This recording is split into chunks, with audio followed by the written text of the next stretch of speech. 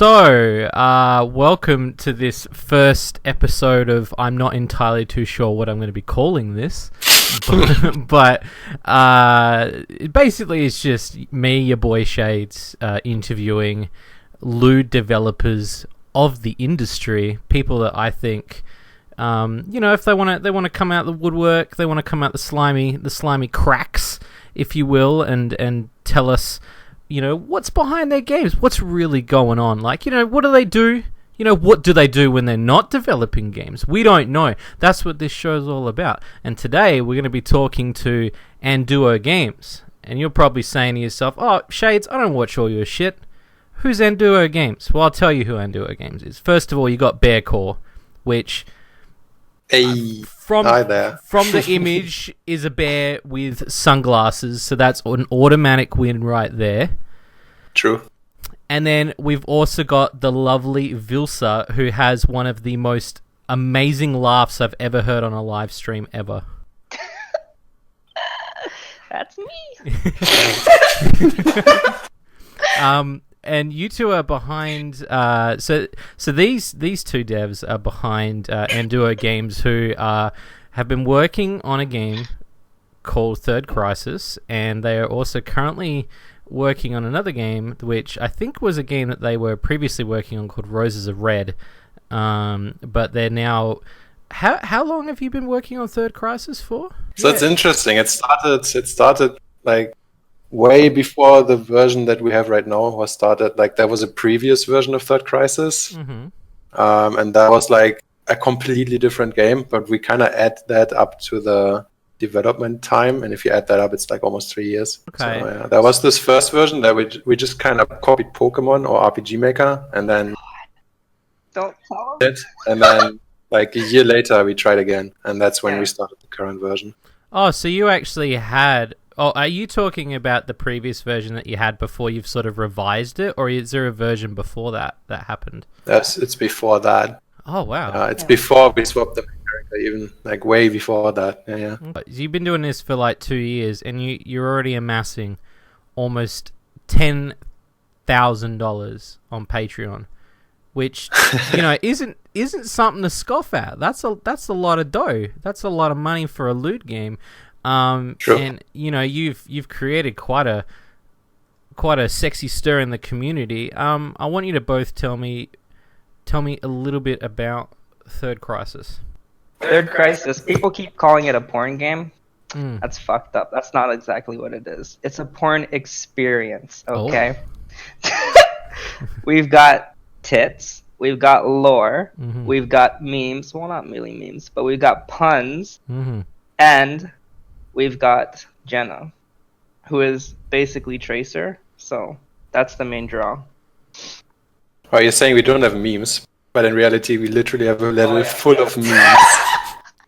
Like our Discord, we have a Discord, by the way. Wait. Do you literally have a level that's just dedicated to memes? Yeah. We have like a Discord full of people posting memes about like TC memes, like actual memes made from TC material. Yeah. And they're awesome, and we put them all in the game. They're literally like, if you started the game right now, if you know how to get there, you can get there. Oh, that is brilliant. That's so cool. But I would say Third Crisis is imagine Pokemon, like the old school Game Boy Pokemon kind of game, or like RPG Maker game. Mm-hmm. But made a lot more modern, a lot more accessible, and it runs in your browser, and that's essentially Third Crisis with a lot of porn in it. Yeah, and the girls are a lot more accessible too. Boy. That was such a slick reply just then from Vilsa, just like, and the girls are more accessible too. That was so quick-witted. That's amazing. I've noticed that the game, because I reviewed it back when it was its previous style, and I really want to review it again because now it has changed so much since it's... Yeah, only the intro is like has some resemblance of what it was before. Wow. But everything, like content after the intro that you played now. And even the intro has a lot of changes to it. What made you decide to change everything and change it up? When we went from Overwatch or after that? Yeah, from the Overwatch. I mean, I know obviously it's from the copyrighted styling, but was there also another reason that you kind of did it? Well, I would. Do you want to? It was mainly the copyright stuff. I mean, we really wanted from the very beginning. We wanted to make an Overwatch game with like Tracer and all that stuff, which is Tracer. But yeah, it was. I think it was around the time when Blizzard started just straight up banning all the porn that was being made of them, and it was just like, do we really want to put all our eggs in this basket that could go off at any minute? Before we started working on Untitled Crisis, we played Noxian Knights. And that's essentially like RPG Maker with League of Legends. And we loved it. And really that's the main point of inspiration, Noxian Knights. And so at the time we were playing a shit ton of Overwatch. And we liked Noxian Knights. We played Overwatch. And then we just kind of merged it. And then Overwatch. Wow. And we had the game, like the version that you played, it was fully done with Overwatch stuff. Like, it was completely done, ready to release, full of Overwatch references, full of Overwatch characters and all that. Yeah. But at some point, I think I just kind of... So we had weekly meetings, and at some point I just kind of was so worried, what Vil already explained, looking at all this stuff around us, like, people getting slammed by Overwatch Blizzard lawyers, and we didn't want to have any of that. We wanted to completely scrap all that and create our own character. And since the game was already, like, the intro was already done, we didn't want to change the main character too much, so we kind of drifted away from Tracer a little bit. But she's still the same kind of overall character arc kind of thing. So when we made the first look of Jenna, like when we made the outfit for her, we looked at all the Tracer skins, and I think after we were done, there was a Tracer skin released that looked almost exactly like Jenna. Yeah. Really fucking unlucky. I remember when we made Jenna, we were like, okay, let's make her as far from like default Tracer as we possibly can. So we did all the colors, like Tracer has like orange, white, and like black, I think. And we were like, okay, let's not do any of those colors. So we went with yellow, blue, and white. And it was like... Then we looked at... It's her origin skin, I think. The one where she's in the jet or whatever. Oh, yeah. And it's literally blue, yellow, and white. Oh, that's brilliant. And it looks almost exactly like her minus the jacket. I want to get down to core here. How did you two meet? Overwatch. Was it really Overwatch? That's great. Yeah. It's like a Discord community where you can like meet other people to play Overwatch, and we just kind of met there. Yeah. And then I discovered that she's into programming. Yeah. And then we started doing game jams together initially. Vil even started learning Unity from scratch. Yeah, I never touched Unity before meeting him. Wow. And then we started doing game jams, and we got into another, well, I wouldn't even call it company. It was just like a loose group of developers who were like making games and putting them on the App Store, and they were really, really bad. And then we went on to make that Crisis on our own. And you now have an office together, don't you? She is staying at my place right now, and we have a whiteboard, so I guess it's an office. But other than that, it's just the room where my computer is. We even have stickers from like Jenna and stuff all around the place. That doesn't count to make it an office. That doesn't count. You can't just say, I've just put up a shit ton of stickers. It's an office.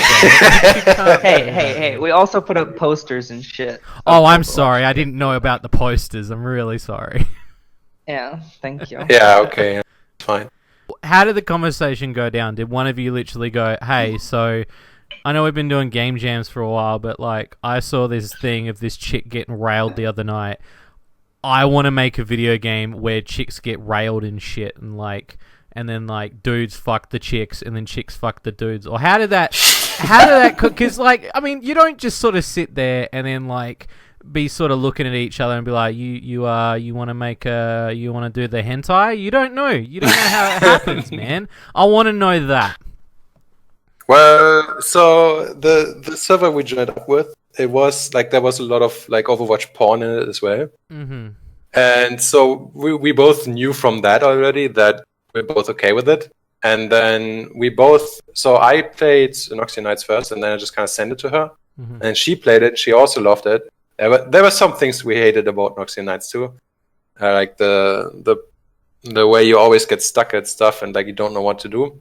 And that's kind of where the whole idea came from, to make that, but with better UI. I feel it kind of evolved. It wasn't, it wasn't something when we started, we had no idea what we were doing. At first, we made an MMORPG, as everyone does. Oh, God. It was like an MMO where, like, imagine RuneScape, but with tits. So that didn't work out, and then we went on to TC. I think that was already the second game, TC, yeah. And games take time, obviously, but where do you see yourself after Third Crisis? Doing what specifically? Mm-hmm. I want to make an actual HDev game studio where I hope things will lead us, but I don't know, yeah. I mean, the first thing after TC will be Roses Are Red. We want to release that. And then, it kind of depends, like how Patreon goes, how Steam sales go. Yeah. But I would hope that we would have an actual physical office with like actual co-workers and stuff. Mm-hmm. But I don't know how that's going to work though, because like nobody that we work with actually lives in the same country as I do. Will had to take like a 12-hour plane ride to get here. So I don't know how that's going to work. But yeah. There you go. I learn something new every day. Clearly, I just thought you were just chilling out there, and then Bear just sort of emerged out of the forest, you know. But okay. He kidnapped me and brought me to the studio. Yeah. I got that reference. Yeah. Okay. Game development. What would you say is the hardest thing about game development? There's a lot of things. Can we just rant? Yeah, of course you can. Yeah. Okay, so I don't know. One of the hardest things for me when actually developing stuff is like just thinking about what to do. I think that's like the main hard part. The easiest part is programming, because that shit's our bread and butter. But like when I'm writing and I'm like, okay, how should this situation play out, or how should this do that? Mm-hmm. I mean, I know a lot of people like that shit, but that's one of the hardest parts for me. And like the bugs, that's number one. Bugs, number two. It's just, I don't know, it's so frustrating when you put all this work into something and you try to polish it and polish it and polish it, and then it goes out, and then suddenly you got all these people saying, yeah, the game just straight up just doesn't work. Yeah, for me, I don't know. It's hard. A lot of things are hard. So we have a lot of contractors that we work with, and I love all of them. Mm-hmm. But you get to a point where at some days I can't develop our video game because I have to like go over things with them. Like I have to read dialogue from the writer for RAR. Or I have to write more code for him to, like we have a custom-made dialogue editor that works in the web browser for it. Mm-hmm. And I custom wrote that, so sometimes I can't work on TC because I have to work on that. And then there's a lot of art that I have to go over with the people, and there's contracts that you have to write, and like there's business stuff, and there's tax stuff. Especially the tax stuff. Especially the tax stuff. Has been really annoying, because doing stuff cross-country, turns out it's not that easy on the tech side, and turns out government isn't really I don't know how to say, but like they don't really know how to handle this situation where like there's just a guy paying people for work and all over the world, and it's complicated. Yeah, it's very different in Germany, isn't it, in terms of how they handle tax stuff?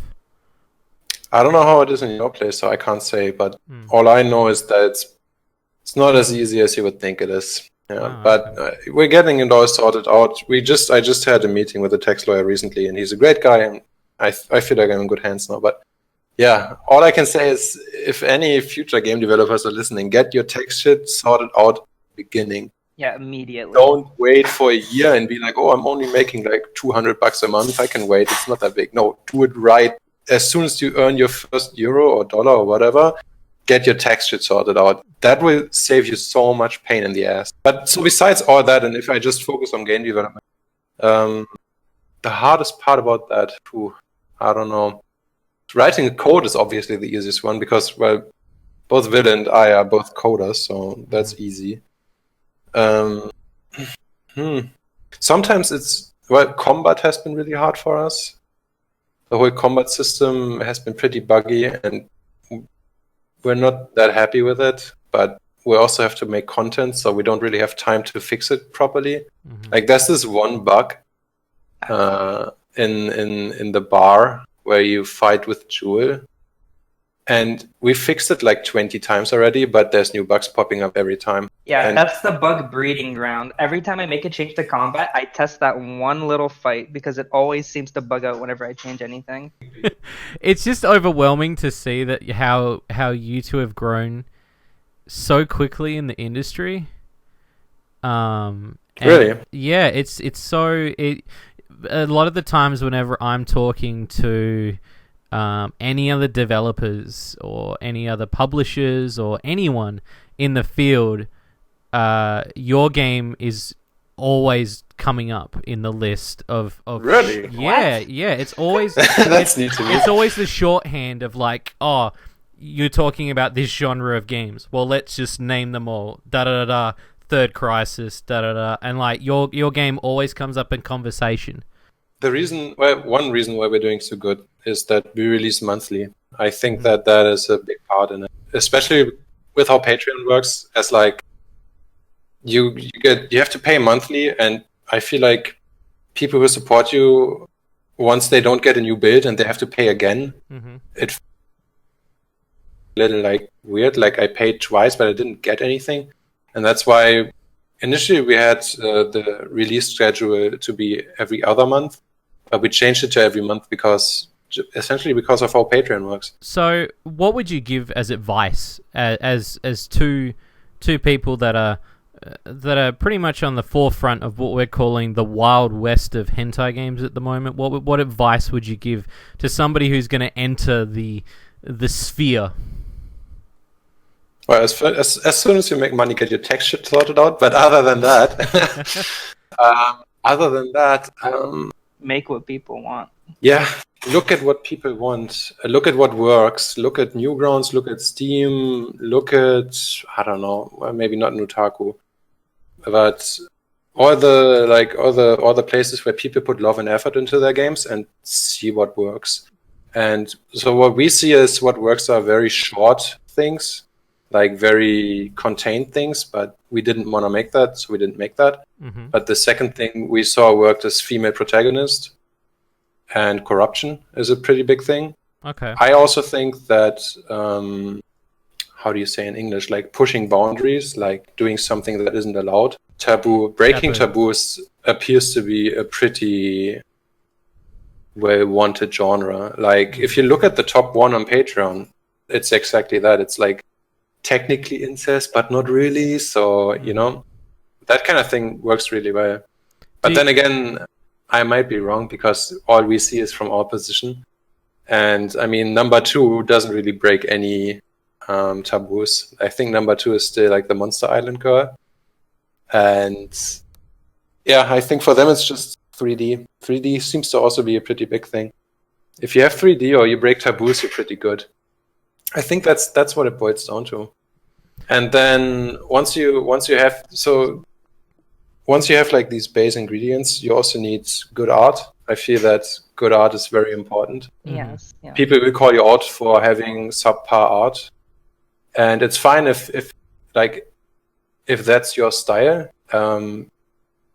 Just do what you love. I mean, if you don't do what you really like, then you will stop at some point because you don't have motivation. But yeah, and people still get tilted at like our new out style because they like the old one better. So you're never gonna please everyone. No. Yeah, that's true. No, I can testify to that. That no matter what you do, you're always gonna displease somebody that's trying to support you for sure. Yeah, our biggest criticism ever has been changing the art style. I think, to be honest, again, not that I'm trying to stroke you anymore. But I honestly think the new art style is really good. It's a lot more vibrant. It really stands out. The shading's amazing, and I can really see the love and the effort that you've been putting into the game. That it's one of those games that, like, every time I look at it, there's something new and something that... I mean, you've been showing me stuff that I can't even talk about, that obviously that you are working on, that just blow my mind in the amount of love and effort you're putting into the game. Yeah, I think we're trying to push past what's like we could just continue to just like make CGs, put them in, and then be done with it, and then maybe add a few variants for every scene. But we just didn't feel like it's right to just kind of stay at that. And we really, really wanted to put animations in, and also a few people had been asking for animations. So I just kind of sat down and started trying to animate shit, and then I failed a few times, and it was very horrible at the start, but I got better at it. Yeah, and now almost all new scenes that we put in are animated, and we have been very, very fortunate to have met Rated, our new artist. She's amazing. She's the fastest artist I've ever seen, by far. Like, she can draw like a whole CG in half a day, and then add all the variants in the other half of the day, and it's just completely crazy the speed she has. It's because she really just focuses on this one style that we do, and she's just over the years has gotten so fast at it that it's insane. Yeah, and working with her is just a pleasure. Yeah, I don't wanna like shit talk anyone, but we've had some bad experiences as well. No, and I think if anything, and in a sad way too, that you sometimes need those bad experiences to have some really good ones and to learn a lot of things as well. I agree. Yeah. If you don't know how bad it can get, then you can't appreciate how good it is. What do you two do in your spare time when you're not doing game dev stuff? Sleep. It's pretty much everything we do, to be honest. Okay. We play a few video games from time to time. Yeah. Overwatch, but... Yeah, Overwatch. And then sleep. That's really just about everything. I have a full-time job at the site still at the moment. I'm looking to quit that, but at the moment I'm still working a full-time job next to Third Crisis, and so literally all free time after that goes into Third Crisis. So you're working a day job plus you're doing the game as well. Yeah. Wow, that's awesome. That's some dedication, right? Well, I mean, it's not awesome, but it's the dedication that's just because I do the same thing. So for me, like, really? I do 4 or 5 days a week at my job, and then I come home, I record reviews, and then I'm doing my game dev stuff. And by the time I get to the end of the night, there's probably like half an hour left for me. So I can understand. I know that very drive. well. Yeah. I work 4 days a week. And I'm home on Mondays, which has been a blessing already. Before I worked 5 days a week, and that was just impossible. So now I have like Saturday, Sunday, and Monday for Third Crisis, and that's been pushing us a lot further already than just having Sunday and Saturday. But I was on vacation 2 weeks ago, and I was just working 7 days a week, and that we just got so much done, and it was so much fun as well. So really looking forward to doing Third Crisis full time. Also kind of sad because I kind of like my workplace, but yeah, this is just a passion, and of course can't really say no to that. What other games in the Lewd sphere would you recommend for people to try out and play besides your own, obviously? There's this game called Shady Lewdcast. I hear it's pretty fucking amazing. Nah, he's hell shit. I've played it. It's shit. There's bugs. I think there's even pretty cool characters in there. One specific number. Yeah, some Overwatch some Overwatch parody bullshit in there. Yeah. But I think Noxian Knights. Okay. And their latest game. What's it called again? Fuck, I forgot. Kingdoms of Deception. That one. Oh, yep. Yeah. Also, Adventures of Kincaid. I think you probably know that one. I do. Yeah. I actually talk to them quite regularly as well. They are. Same. They are amazing. I love them. They're and it's nice to see more fresh faces as well. Yeah. We talk to them very regularly as well. And you recently had a barbecue with them? You recently had a barbecue? Yeah, we did. We did. It was super cool. It was really, really chill. That's so awesome. Yeah, man. We loved it. It was so much fun. In the beginning, we were a little worried because like we have never met anyone from the scene before, like in real life. So we were a little worried about that it might be like awkward or stuff. Mm-hmm. But it turned out amazing. We had so much fun and we talked about so much stuff. But we can only talk about two people who are also from the scene. Yeah, and like we did some revisions on art while they were there, and it was just a great time. You have to come to Germany and meet up. Or to Canada if we're in Canada. I have a plan to. I've got several devs that I know that are in Germany, so I will be making my way there at some. You'll see me. I'll be knocking on your door. Don't worry. Yeah. Feel yourself invited. So I have a little game that I want us to play. This is gonna so it's kind of a brain exercise. I used to do this, and it's because both of you have such a quick wit about you. I want to try this. So I'm gonna basically throw random words at you. I'm gonna throw 2 random words at you at a time, and both of you have to come up with a design for a lewd game using the 2 words that I give you. Oh boy. Oh god. Okay, let's do it. Alright, so the first word, bone religion. Bone religion, okay. Yeah. So you know the cross you see in churches, like the religious cross, that's your bone, and then you got dogs and somewhere along that. Well, you see, there's this religion called the followers of Boner. And they walk around just boning chicks all the time. Fuck, that's better.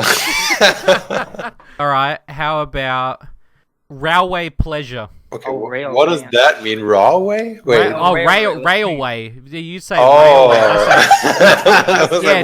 Yeah, down here and we say railway. Yeah, railway. Oh boy. Railway pleasure. Ooh, okay. Mm-hmm. How about you're riding from station to station, and then you have to pick up... Well, you sell your services in your train. Bang bus is fucking terrible. It's the bang train is where it's at. Okay, alright. The word fireman and the word milk. Okay, so milk has to be breast milk. That's already set. Okay. But where do we go with the fireman? So you play as a fireman, and to put out the fires, you have to jerk off and come on them. Oh, I saw where that was going as soon as you said the first one. And the firemen are actually like fire chicks. So you gotta come on the fire chick. I can just let you handle that. You got the better ideas here. Alright, how about aquatic made ducks? Okay, so you're in a cafe and you got maids, but they're all wearing duck costumes. Okay. I don't know where to go from there. Yeah. No, so you've got maids. Mm-hmm. It's the same thing. It's a maid cafe, but it's serving ducks. And so you got hot chicks serving ducks. How does a duck dick look like? I have no idea. That's not. Patreon, you don't want to know what a duck dick looks like, dude. Come on. I really don't. Alright, hang on. I'll give you one more, because I like that one, but I want to end on a really, really bizarre one. Have you heard of the word oatmeal? Is that a word, oatmeal, over there? Oatmeal? No. I don't know what that is. Oatmeal is like... Yeah. It's like some kind of cereal that you like put boiling water in. Yeah. Oh, so it's hot cereal. Okay, so the word oatmeal, and it's hot cereal, yeah. Hot cereal. Okay, so the three words I want you to... 4 words. 3. What? 4? Dude. Okay. Tasteless, hot, volcanic oatmeal. Fuck. It's a hot one. Your Patreon pledges demand it. Why? This is the one that we're actually going to turn into a game. Yeah, it's actually the ticket's going down. You should see your money's dwindling away. It's crazy. Okay, so there's a girl on her back. She she has a gaping wide asshole, like a volcano.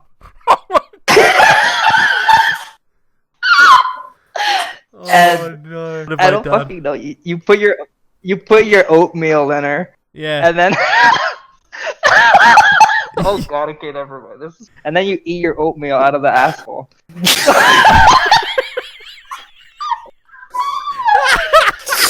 What have you done? We're going to hell. What have you done? That's disgusting. Oh, Betty, you want to have a professional interview? And the alternate title to 5 that seconds later, Will's like, so, listen, there's like this girl. This there's is gonna like be the cereal hot in new her game asshole. idea.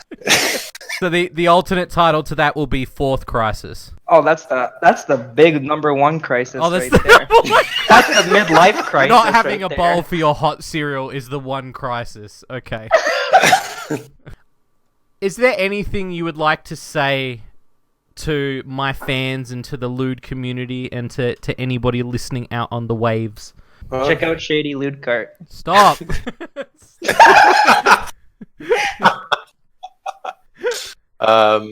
Stay lewd. I like this community because it does all the lewd shit, and that's what I like to do.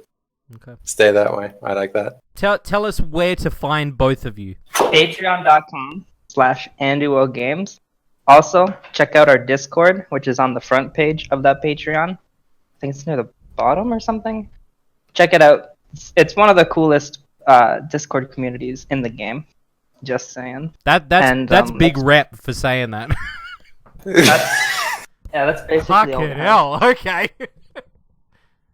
Well, I want to thank both of you for taking the time out tonight to have a little bit of a sort of chat with me about your gaming, your casual life, as it were, and also your very weird ideas on lewd games. So thank you very much. Yeah, thanks, Bill. Those are the ideas you don't see. And thank you, peeps, for listening, and I hope to see you, peeps, in the next one.